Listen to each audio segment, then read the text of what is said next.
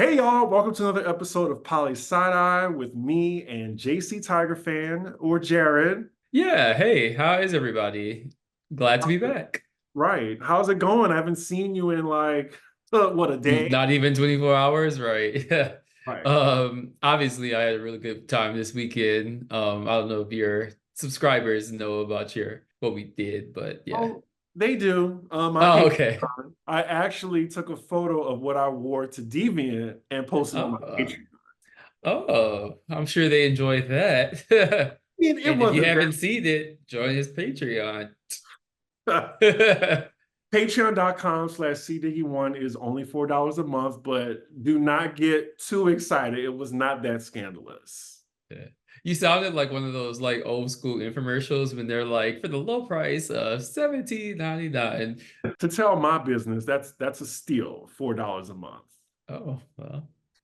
Again, if y'all want to see, y'all know where to find it. So we're back with another episode, and this topic I just thought was really interesting. Like we talked about it like what, the last day of the trip, I feel like.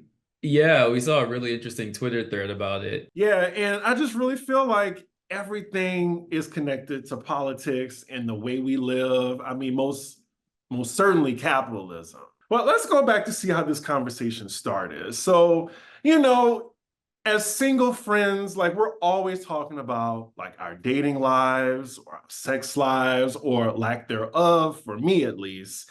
And we were talking about like people like having a lack of sex. And I think this was before the tweet that we saw. It was around the same time, but yeah, it may have been before. I don't remember. It doesn't matter. Because remember, I sent it to you and I was like, oh, yeah, we were talking about this. But this was the tweet, and I'm going to shout out my friend Mark on Twitter. He said, there's something in the air where the gays are having less sex. Maybe not everyone, but people just aren't as active as they were pre-pandemic. So then you responded, people in general, straight and gay alike, are having far less sex than previous generations.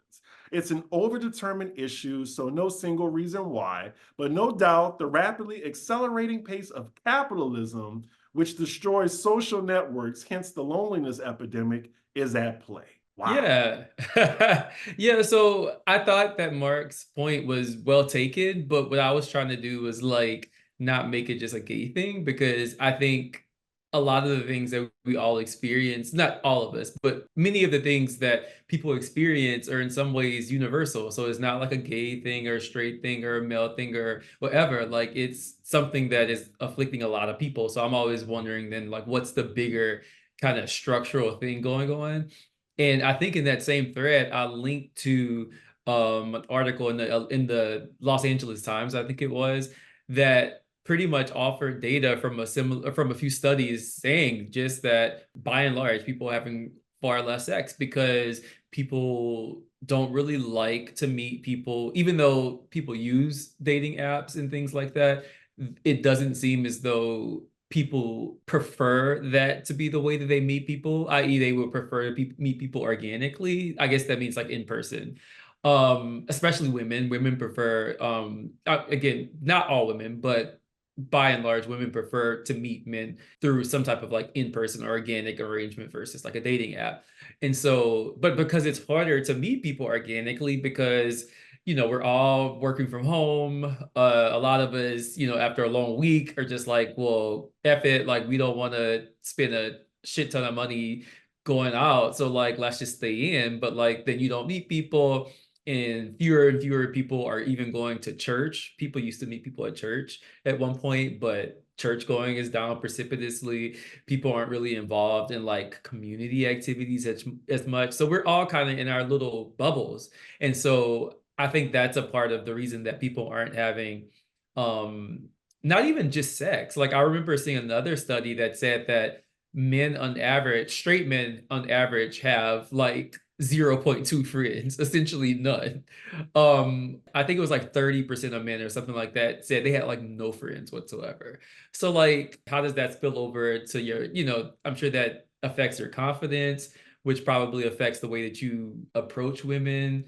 Obviously, we still have a very patriarchal society, so women expect to be approached by men. It's obviously different for gay communities, but yeah. So I was just trying to like offer a little bit more context around all that. Yeah, my first question was going to be, is it just straight or gay? Like, are we separating orientation? You answered that question. And you're saying this generation, are you saying millennials and further down? Yeah, so the trend has been really beginning with the younger Gen Xers downward. It's been a stagnation in the number of like partners people are having, sexual partners that people are having. And people are also having far fewer children, and for obvious reasons, like look at the economy.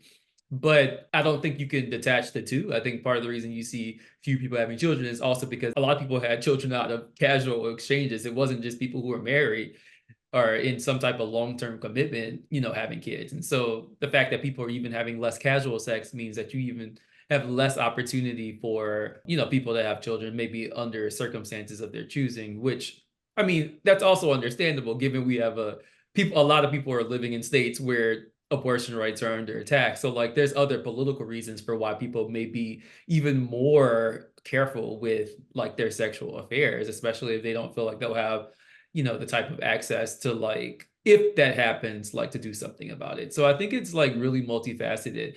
And then, for gay people, I think it's different in the sense that this is gonna Break be it down for the straights in the room. yeah, so like so in the gay community, we don't have I mean, it is gendered, so don't get me wrong. So like all the woke people don't come for me. I'm not saying that there isn't a gendered aspect here, but there aren't as easily identifiable gender cues with same-sex couples. So in hetero communities, there's pretty strong norms around pursuing people, sexual relations, so on and so forth. Now, obviously, feminists will say, well, that's one of the things we're trying to push back against, like this gender domination, but like we still live in a patriarchal society. So, say all that to say, most women want to be pursued by men and not vice versa. So, that does make things a little bit easier to diagnose, although, there's some issues with, like I said before, with straight men and especially them having self-esteem issues. But anyway, to come back to relate that to like gay people, we don't have that luxury. So like it's not quite clear. We don't have that same script or that same frame to follow about like what the norm should be around approaching people.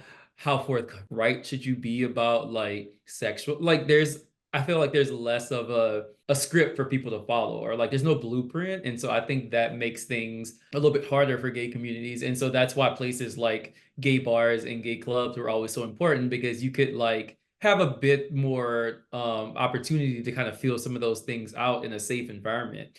But as we also know, a lot of gay establishments are also closing now because things are getting so expensive. So like a lot of spaces where people had to kind of figure some of these things out and build community are now falling by the wayside. And so like I think for gay people it's even hard because we don't have the luxury of like going to Whole Foods and I mean maybe you can if you live in a bigger city where it's maybe not as is a little bit more, open-minded. But like if you're from a city in the deep south, like you're not gonna and if you're gay, you're probably not gonna feel comfortable doing some of these things.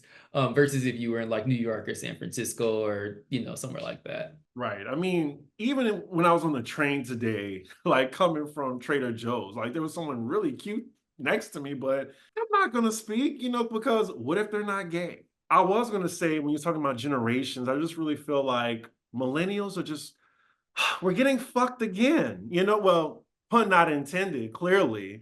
But it's just like, we're really getting the I just got that. I was like, I heard you, but it didn't register. But that was a good one.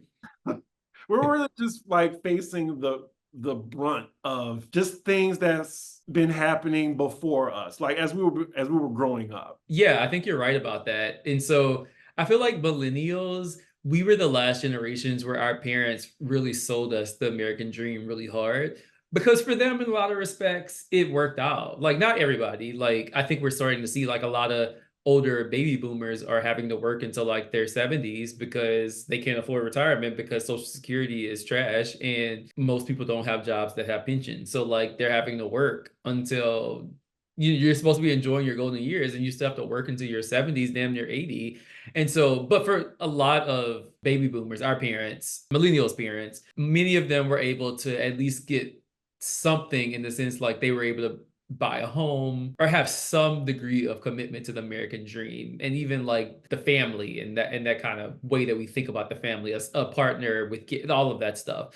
But for us, it's like we don't have that luxury. A lot of us, we're the first generation where we're almost evenly split between homeowners and renters. It is obviously worse for Black people because Black people were systematically denied the opportunity to become homeowners after World War II. So it's even worse for us.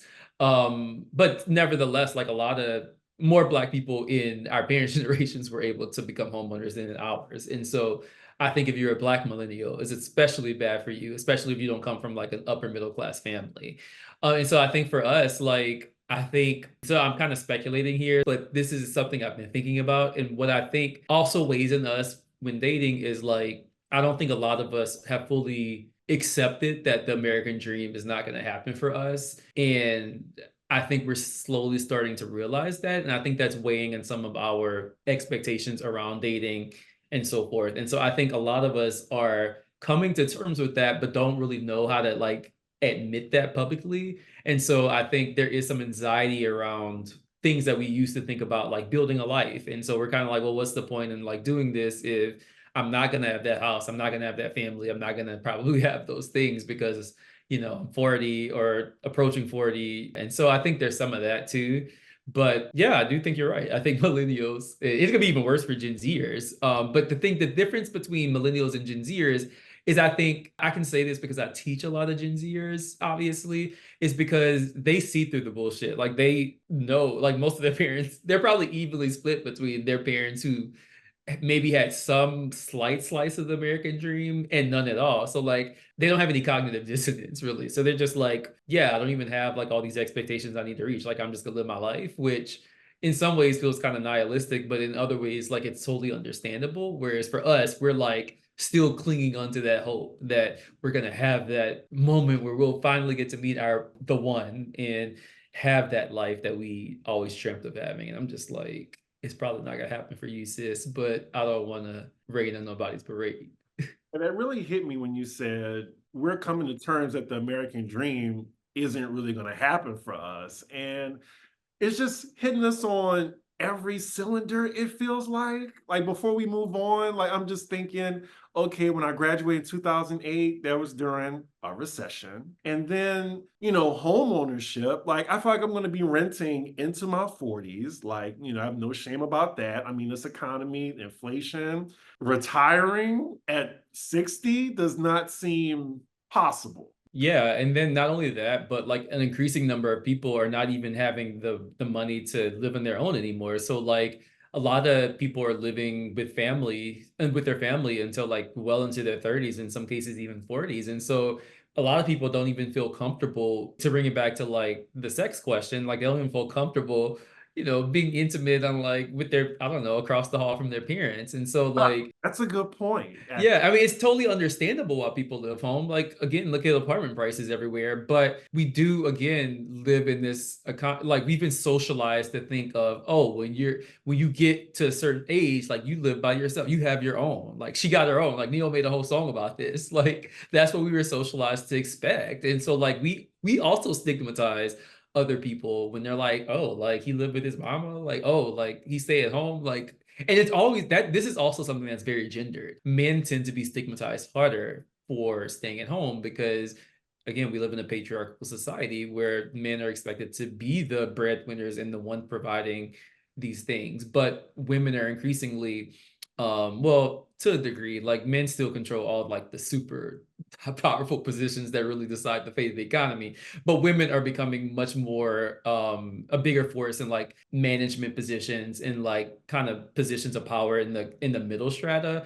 And so from like middle class downward, you're seeing women are out earning men, women are more educated than men, women have a property oftentimes when men don't, women have their own, like in a lot of ways that men don't. And I think men, straight men especially, really deal with that anxiety of not being able to live up to this like ideal of what manhood should be, and that society has like placed on them. And so I think part of the reason they struggle with like not having as much sex too is like they don't know how to deal with the shifting gender realities in this country, which is that our society is becoming much more feminine in a lot of respects. I agree with that, though. I mean, Yeah. hopefully society becomes more feminine. Yeah, I'm not critiquing it, but what I'm saying is that for men who were expected to or believe that their lot in life was to be the head of the household and to like do these things and they don't have the income and the means to do that,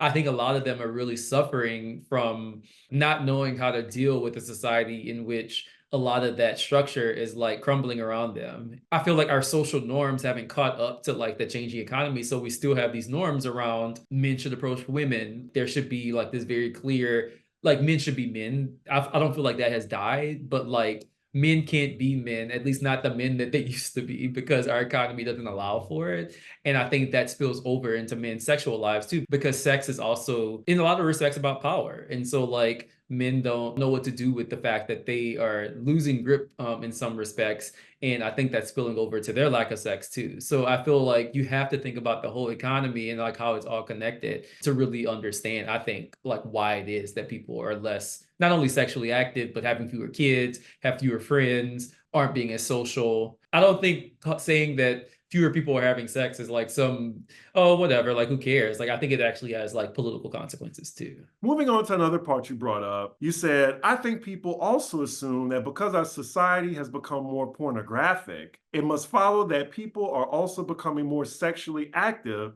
But I think the reason our society has become much more pornographic is because people are projecting their general lack of sex onto spectacle. Yeah, our society is so like so pornographic now. And the thing that really I think underscores that more than anything else is when you look at a really viral tweet and like one of the replies is like nudes in bio and it's like a spam account. Yeah, it's just like we have such a pornographic society. It's so easy to access it. It's all over Twitter. You can subscribe to all these different OnlyFans accounts. Like it's just so easy to find pornographic content now. In a way that's never been true. Obviously, the internet facilitated a lot of that, but you still had to have some desire to see these things if for that to even have been a thing. And this is happening at the same time that people are having less sex in person. So I'm like, our society is becoming more pornographic, not erotic. I think there's a difference between being erotic and pornographic. Please. Pornographic, so like erotic to me implies some degree of like passion and actual intimacy and like real true eros essentially. Whereas for pornographic, it's just like sex. But there's no passion behind it. There's no like there's nothing deeper there. It's just all surface. It's just about the human body, but not like anything more than that. Like transactional. Yeah, it's a commodity. We're essentially treating the human body as visual commodity for us to consume. And there's a really good book about this. This will be my book recommendation for the day called The Society of the Spectacle. And what the author argued, it's by a French author named Guy Debord, who took his own life. We don't know why, obviously, but many speculate because he had just gotten so overwhelmed living under capitalism and I guess critiquing it full time, like it was just too much for him to bear. But anyway, in the book, The Society of the Spectacle, like what he argues is that because our own lives are so mundane in a lot of respects, like the reason we're drawn to spectacle, the reason we're drawn to porn, the reason we're drawn to reality TV. He wouldn't say reality TV because that didn't exist when the book came out in the mid 20th century. But all of these like spectacles, the reason that we're drawn to it is because we're projecting our own lack of interesting things going on in our own lives onto these spectacles, onto these images, onto these figures. And so with pornography, like people aren't having as much sex in person, so they project their fantasies, their libidinal desires, all these things onto pornography and consume that as a replacement for true sexual engagement. And I'm not like knocking on porn, like, but I'm just trying to explain like why it exists, like what the philosophical reasons are. I'm not trying to be prude or anything. I don't want people to think I'm like being a traditionalist and saying like, oh, y'all are terrible for watching porn. No, I'm not saying that. So yeah, I do think that if we think about porn that way, I think it makes sense why we've seen so much more of an appetite for pornography and accessing that type of imagery, because people aren't getting the real thing oftentimes, or at least not as much as they used to. And then you said, I think with pornography, setting unrealistic expectations of what sex is, or at least what it should be, further compounding people's anxieties, especially if it's been a while since they've last had a sexual encounter. Yeah, and so there's another book recommendation I'll have for today too. It's called Consuming the Romantic Utopia, and I feel like we've talked about this book before when we did the political economy of dating episode. So go watch that one if you want to hear more about that. But anyway, in that book, she says that what movies and what porn and like these types of images have done is like create these expectations of what these interactions should be like.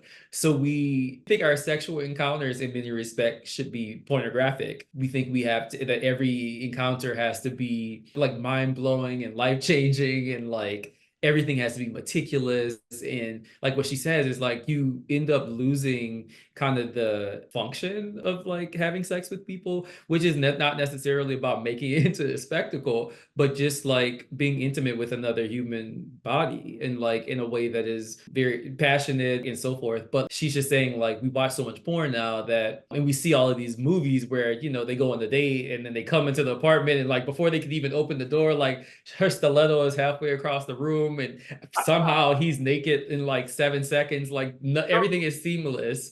They just hop on the kitchen counter, legs flung open. And she's saying that's not how most people are going to experience, like for a host of reasons, because we work, like we got shit to do, like most of us be tired. So like, you know, that's not to say we can't get creative or, you know, do fun shit, but like we should be honest about like why pornography and why movies do that. It's because they're trying to create a spectacle. They're trying to sell a product.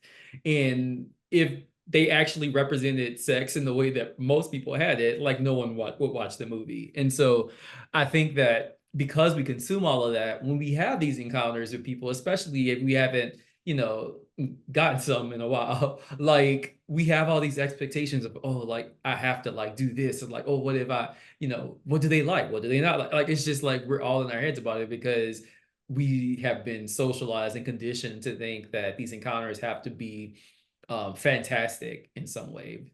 Now, So, what product would they be trying to sell? entertainment. Oh, okay. You mean not like a actual No, not like a physical commodity, but in the sense, like in the Guy Debord book, he says the commodity is the spectacle. The commodity is our attentions and our desire to want to keep watching. And so any show, if you want to watch a movie, like it's not gonna be a scene where people are having sex after a long day at work and they're just like, all right, let's just, you know, get one in before bed. Like, no, it has to be a spectacle. It has to be like, damn, like they getting it in. But what Eva Alous was saying is like that might happen sometimes, but like sex is far more quotidian than that. Than movies are, especially quotidian. that just means routine or much more. Yeah, Word of the day. I'm gonna teach y'all something. It's poli sci What? quotidian. Quotidian. Yes. Okay. I've seen that word before, but I rarely use it in a sentence. Okay. Well, there you go. Yeah, that's all she was trying to emphasize. Like, movies aren't going to represent sex that way. And that's why I'm gonna bring up a deep cut. I mean, you remember me and you used to watch Girls a lot on HBO. Mhm. What I appreciated about Girls was they gave a very, very realistic sex scene, like what it actually is, because sex is normally awkward as fuck. Right. Yes, I agree with that. Like, they would have awkward, because I mean, especially early on, like, you're learning all types, like what people like, what they don't like what positions they find comfortable versus not. And like, it gets awkward. And like, I thought they captured that well. Okay, that just made me think of that. I was just like, that's one type of media where they really showed what sex actually is, as opposed to, you know, you have this big-breasted woman, perfect waist size, BBL, the guy has abs, like a Right. Tyler Perry movie, basically. Yeah, and so like it just sets unreal expectations. So again, imagine you maybe have had a little bit of a drought and like you have the opportunity. Now you're gonna be like, well, damn, I gotta like make sure I put on like I gotta like impress them because we also in a competition. Like she could also just go on Tinder and like find somebody else. So like I gotta be on my A game. And so then you're like, trying to replicate the things you saw in the porn. You're not sitting here like writing down what you saw, but like you are soaking in these images and these images are affecting your psyche. That's why you keep coming back to them. I think we should just be cognizant of that and think about like what impact this has on people's sex lives. Any other points you wanted to make? I don't think so. I would just say that I think people should give themselves a little bit more grace. I think that, we're all in this hamster wheel. And I think if we can all understand that we're all in it, I think we can, try to meet people where they are and like not impose these expectations on other people too. Like just try to be a little bit more patient, a little bit more understanding. I think that's a lot of it too. It's just like, we deep down know all of this stuff. It's just that we don't get a chance to talk about it because we live in a society where everybody individualizes every issue. So every issue that people face, like, oh, it's something that's wrong with me. I got to go get therapy to like figure out what's wrong with me. And again, I'm not anti-therapy. Don't throw tomatoes at me, people. I'm just saying some of the issues we confront are things that a lot of us experience. So like, I'm just trying to like piece that together for us. So this was a great discussion. I enjoyed it. It's just so crazy how you just never know how politics affects us. And I think it's the common bond we all have. Yeah, totally. And I just think that the reason I try to emphasize that is because I'm always trying to get us to see like, no, like a lot of us are suffering from the same things or have the same issues or concerns. And so like I'm just trying to like articulate that so like we can, think about these things together as opposed to like in our, alone. We're already lonely. So like why make it even more lonely on us? So I wanted to post the book recommendation. Do you remember the two you said during this? Yep, I said The Society of the Spectacle by Guy Debord, and the second is Consuming the Romantic Utopia by Eva Illouz. And I think I want to show the article too, like from the LA Times. I'll post a link to that because the name of the article is A Failure to Launch: Why Young People Are Having Less Sex. Okay, y'all, that was our episode. I hope y'all learned something or, found something interesting. If you want to ask Jared any questions, you can follow him at JAYC Tiger Fan on Instagram or Twitter. Twitter, you can follow him. He has a lot of ideas and radical opinions. One might say. Also, do you want to give them an update on how your book is going that you're writing? I'm making progress. So I have a few chapters down. Obviously, I don't teach during the summers, being a professor. So I'm going to try to, get a nice draft done before the summer is up and I have to go start teaching again. But yeah, so far so good. I'll just keep chipping away and hopefully it'll be in a bookstore near you and very soon, maybe before 2025, if we're all lucky. Just like how I started with my Patreon, talking about his book. Yeah, it's a marathon, not a race. Yeah, I mean, you seem very much optimistic than most authors. They usually seem stressed out. You seem like you're good. No, I mean, I like writing. So writing for me is fun. Like that's how I express myself best, I think. So yeah, I'm enjoying it. I mean, it's not easy. It's very difficult actually, but it's like rewarding in a lot of respects too. So That is good to hear. So that was our episode, y'all. Make sure you like, comment, and subscribe and share, and we will see y'all for the next episode. Bye.